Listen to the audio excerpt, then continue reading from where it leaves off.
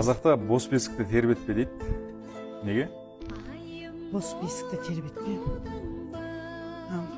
Баласы болып қалады деп ойлайтын шығар.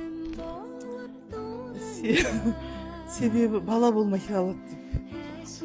Сізде 10 мың теңге алмайтын болдыңыз.